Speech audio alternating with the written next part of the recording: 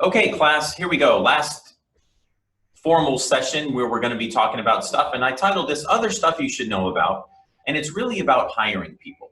Because one thing that I have really been in kind of hitting on time after time after time this semester is that you don't really make it in business alone, that you need other people around you. And if you remember back to the leadership section, I was saying that if you really put a lot of investment into the people that work for you and the people that you're partnered with and the people on your team, and you're really focused on making them successful, then you by proxy win, right? So to do that, it might be good to have just a little bit of help in saying, well, how do I hire the right people? So if you're going to hire someone, like, let's just start with what's required to get somebody hired. I mean, what's required? Well, you probably should have some sort of job evaluation done. Where are they fitting in the organization chart? So let me give you an example of this. I'm actually trying to put a team together to go into the Red Labs incubator this summer, where we're going to work on a software project that has to do with like trading stocks and dividend trading and et cetera. And it's a little bit of a platform. Well, when we got the team together, we kind of said, okay, everybody, where's everybody fit in the chart? And then who's missing? We got to hire somebody, right? Oh, we still need a developer. Okay, well, where were they fit in the organization chart? So we actually drew out like a little bit of a chart and said, who's responsible for what? Then we wrote the actual job description, which is the next thing you need. We said, well, wait a minute, what do we exactly want this person to do? And what type of experience do we want them to have? Okay, they need to be a developer. They have to understand mobile applications. They have to have done a web app before. They need to understand object-oriented programming. They have to understand SQL databases, because we're going to be a Microsoft shop for this software and we're going to drop it on a SQL database. They have to understand how to get a UI to look really good. How does that user interface work with people that are putting it in? So we wrote the whole job description up on the roles and responsibilities. Because if you don't do that and you're just like, wow, I need to hire a salesperson. Oh, I need to hire, and you don't take time to write down specifically what you want them to do, what their job is going to be, that helps you then figure out what skill set you need to hire. And you'd be shocked at how many people don't do this, that they don't take the time to do it. Then you have to advertise it. In our case, we're advertising through the University of Houston. We're putting it into the Rockwell Career Center, and we're doing all sorts of stuff. We're also going to put it up on some programming boards that we know about that are specific to information technology. But same thing, you have to advertise to try to attract applicants to your job. As you get those applicants, you have to screen them.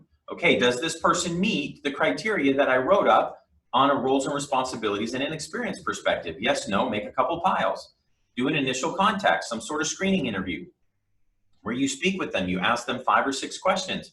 Very brief screening interview, and again, you're trying to move your pile from a big pile to a smaller pile. Yep, these people meet the initial screening, and I'd like to interview them further on. Now you do your follow-on interviews, multiple if possible. Typically, I've found it's great if you have them interview with people on your team, because your teammates will find out things that they won't tell you as the boss. And they'll come back to you and be like, you know, this person, well, they sound really good. As we started to dig on them, we figured out this and we figured out that. And you'll get a lot better information about the person. You might want to do some sort of testing if it's required for your business. And then you do this formal offer where you go back and forth and you actually end up with a written agreement. And then I love to do this. I call doing the first day of work, you know, and I say, do it right. One of the things that always struck me about business was somebody would leave an organization after 2 years or 3 years or 4 years or 1 year, and everybody would take them out for this big going away lunch. It was like they were celebrating the fact that the person chose to leave them and go play for another team. Hey, let's go take to lunch this person who decided not to want to work with us anymore. And so I actually have an opposite philosophy. Not that I don't say, you know, good luck to people. I wish people well when they leave our organization. But we don't typically take them to lunch and have a party. Instead, we do that when they join our organization. We try to make sure that they have a sign, you know, on their desk that welcomes to the organization. We typically have, you know, brunch, a breakfast or a brunch kind of setup where the whole office is getting together, welcoming the person. We will send something to the person's house, welcoming, I can't say the word. I still can't do it. Saying, great, thanks for joining our team. I can't say the word welcome this morning. There you go. Welcoming them to our team. That was just really, that shouldn't have been that hard. I can't even joke that coronavirus made me do that because it doesn't affect your speech, just your breathing.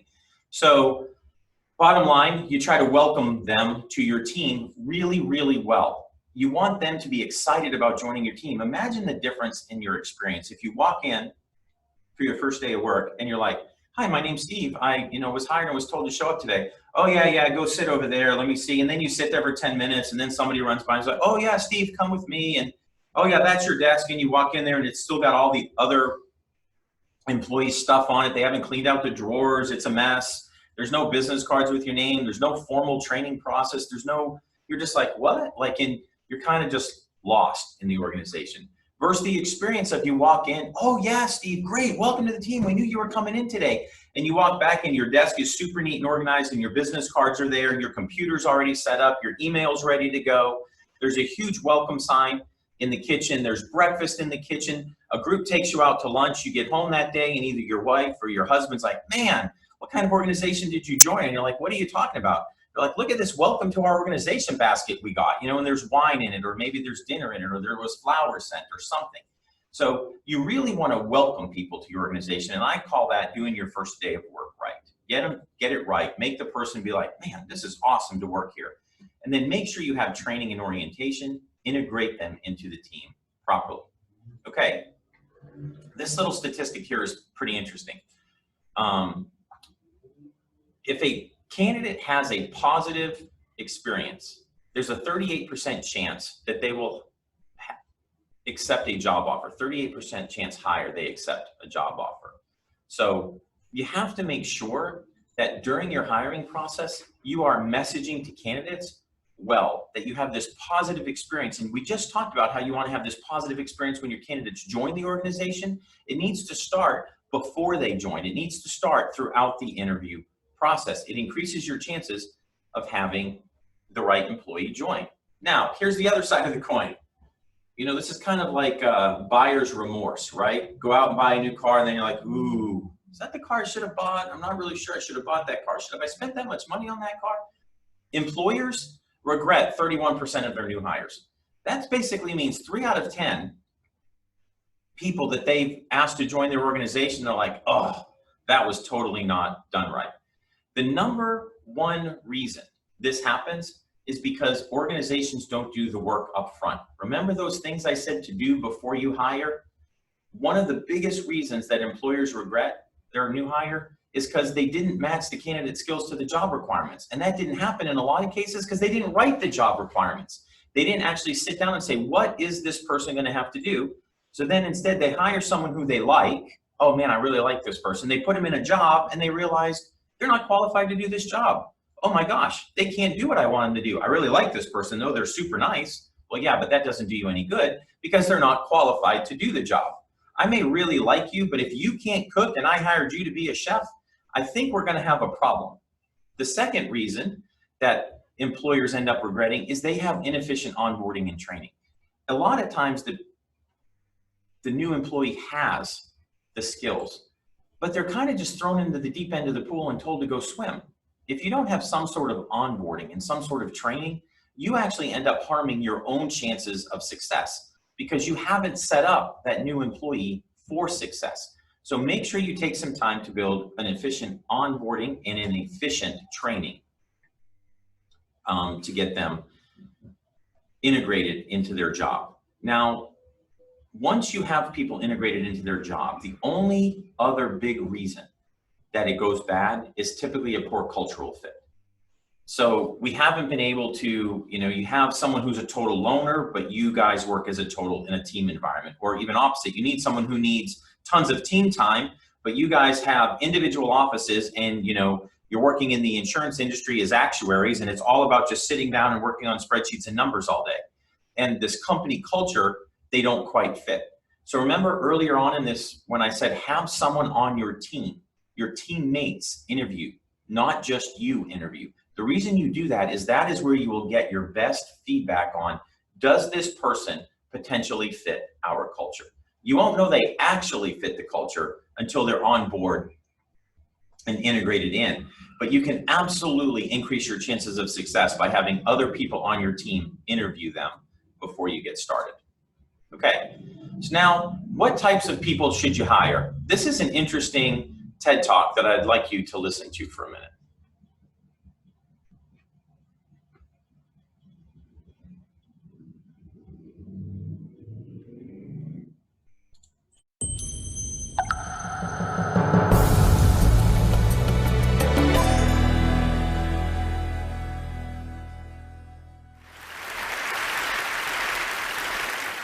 Your company launches a search for an open position. The applications start rolling in, and the qualified candidates are identified. Now, the choosing begins. Person A, Ivy League, 4.0, flawless resume, great recommendations, all the right stuff. Person B, state school, fair amount of job hopping, and odd jobs like cashier and singing waitress. But remember, both are qualified. So I ask you, who are you going to pick? My colleagues and I created very official terms to describe two distinct categories of candidates. We call A the silver spoon, the one who clearly had advantages and was destined for success. And we call B the scrapper, the one who had to fight against tremendous odds to get to the same point. You just heard a human resources director refer to people as silver spoons and scrappers, which is not exactly politically correct and sounds a bit judgmental. But before my human resources certification gets revoked, let me explain. A resume tells a story, and over the years, I've learned something about people whose experiences read like a patchwork quilt that makes me stop and fully consider them before tossing their resumes away. A series of odd jobs may indicate inconsistency, lack of focus, unpredictability, or it may signal a committed struggle against obstacles. At the very least, the scrapper deserves an interview. To be clear, I don't hold anything against the silver spoon. Getting into and graduating from an elite university take a lot of hard work and sacrifice. But if your whole life has been engineered towards success, how will you handle the tough times? One person I hired felt that because he attended an elite university, there were certain assignments that were beneath him, like temporarily doing manual labor to better understand an operation. Eventually, he quit. But on the flip side, what happens when your whole life is destined for failure and you actually succeed? I want to urge you to interview the scrapper. I know a lot about this because I am a scrapper. Before I was born, my father was diagnosed with paranoid schizophrenia, and he couldn't hold a job in spite of his brilliance. Our lives were one part cuckoo's nest, one part awakenings, and one part a beautiful mind. I'm the fourth of 5 children raised by a single mother in a rough neighborhood in Brooklyn, New York. We never owned a home, a car, a washing machine, and for most of my childhood, we didn't even have a telephone. So I was highly motivated to understand the relationship between business success and scrappers because my life could easily have turned out very differently. As I met successful business people and read profiles of high-powered leaders, I noticed some commonality. Many of them had experienced early hardships, anywhere from poverty, abandonment, death of a parent while young, to learning disabilities, alcoholism, and violence. The conventional thinking has been that trauma leads to distress, and there's been a lot of focus on the resulting dysfunction. But during studies of dysfunction, data revealed an unexpected insight that even the worst circumstances can result in growth and transformation. A remarkable and counterintuitive phenomenon has been discovered, which scientists call post-traumatic growth. In one study designed to measure the effects of adversity on children at risk, among a subset of 698 children who experienced the most severe and extreme conditions, fully 1/3 grew up to lead healthy, successful, and productive lives. In spite of everything and against tremendous odds, They succeeded, 1/3. Take this resume. This guy's parents give him up for adoption. He never finishes college. He job hops quite a bit, goes on a sojourn to India for a year, and to top it off, he has dyslexia. Would you hire this guy? His name is Steve Jobs. In a study of the world's most highly successful entrepreneurs, it turns out a disproportionate number have dyslexia. In the US, 35% of the entrepreneurs studied had dyslexia. What's remarkable, among those entrepreneurs who experience post-traumatic growth, they now view their learning disability as a desirable difficulty, which provided them an advantage because they became better listeners and paid greater attention to detail. They don't think they are who they are in spite of adversity. They know they are who they are because of adversity. They embrace their trauma and hardships as key elements of who they've become and know that without those experiences, they might not have developed the muscle and grit required to become successful. One of my colleagues had his life completely upended as a result of the Chinese Cultural Revolution in 1966. At age 13, his parents were relocated to the countryside. The schools were closed, and he was left alone in Beijing to fend for himself until 16, when he got a job in a clothing factory. But instead of accepting his fate, he made a resolution that he would continue his formal education. 11 years later, when the political landscape changed, he heard about a highly selective university admissions test. He had 3 months to learn the entire curriculum of middle and high school. So, every day, he came home from the factory, took a nap, studied until 4 a.m., went back to work, and repeated this cycle every day for 3 months. He did it. He succeeded. His commitment to his education was unwavering, and he never lost hope. Today, he holds a master's degree, and his daughters each have degrees from Cornell and Harvard. Scrappers are propelled by the belief that the only person you have full control over is yourself. When things don't turn out well, scrappers ask, what can I do differently to create a better result? Scrappers have a sense of purpose that prevent them from giving up on themselves. Kind of like if you've survived poverty, a crazy father, and several muggings, you figure, business challenges? Really? Piece of cake, I got this. And that reminds me, humor. Scrappers know that humor gets you through the tough times and laughter helps you change your perspective. And finally, there are relationships. People who overcome adversity don't do it alone. Somewhere along the way, they find people who bring out the best in them and who are invested in their success. Having someone you can count on, no matter what, is essential to overcoming adversity. I was lucky. In my first job after college, I didn't have a car, so I carpooled across 2 bridges with a woman who was the president's assistant. She watched me work and encouraged me to focus on my future and not dwell on my past. Along the way, I've met many people who've provided me brutally honest feedback, advice, and mentorship. These people don't mind that I once worked as a singing waitress to help pay for college. I'll leave you with one final valuable insight.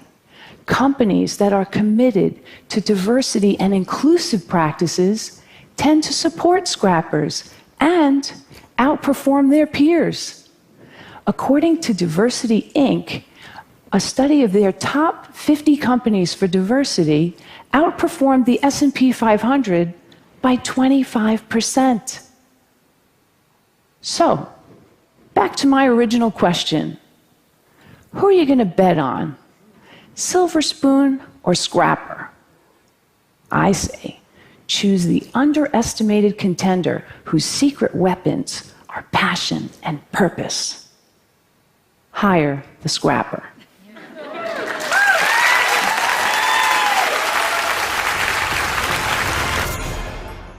So as you can see from that TED Talk, that there are two different types of people she describes, right? She's talking about scrappers and she's talking about silver spoons.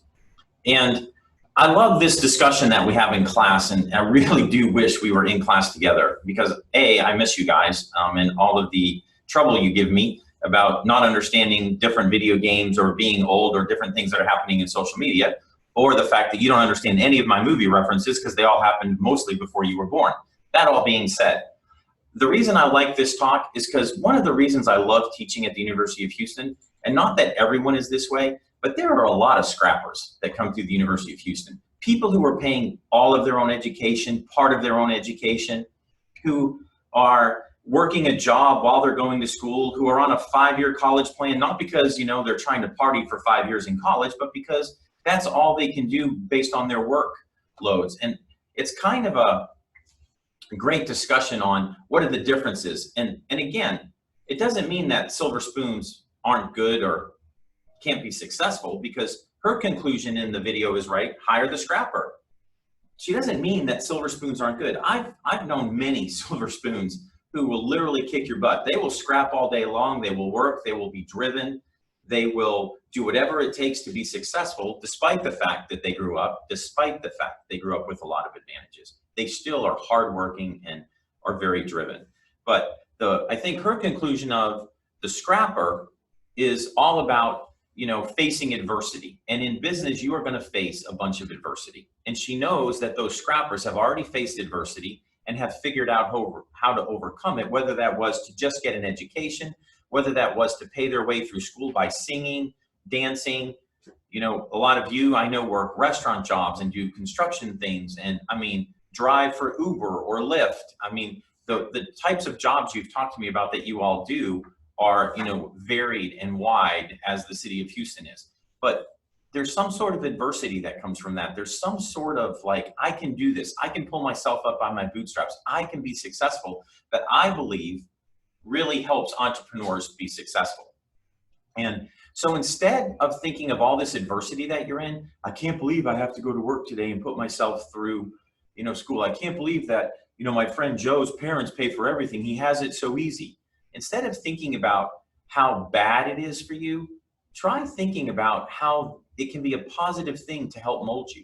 Try thinking about, from her perspective in her talk, how being a scrapper is actually a good thing and that it might give you a big advantage over the silver spoon. So try to think about the positive parts of what you're doing and how it's molding you to become the person that you can be. Remember what I have talked to you guys about since the beginning of the semester. Any one of you can be a successful entrepreneur. Any one of you can.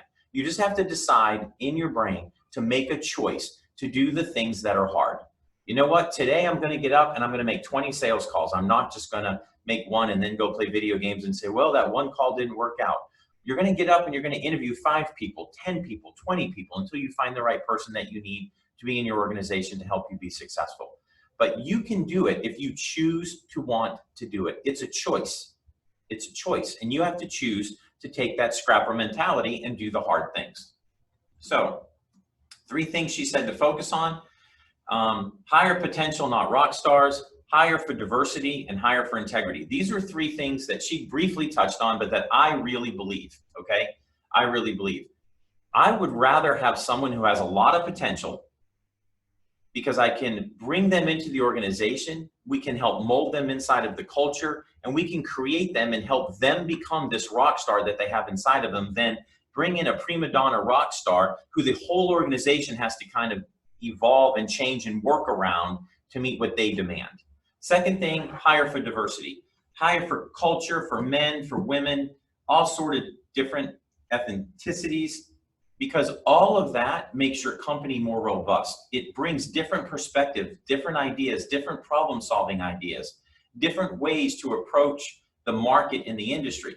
So focus on hiring for diversity. And then finally, hire for integrity. If you can't trust someone, then there's just no point of them being on your team. And Warren Buffett has this great quote.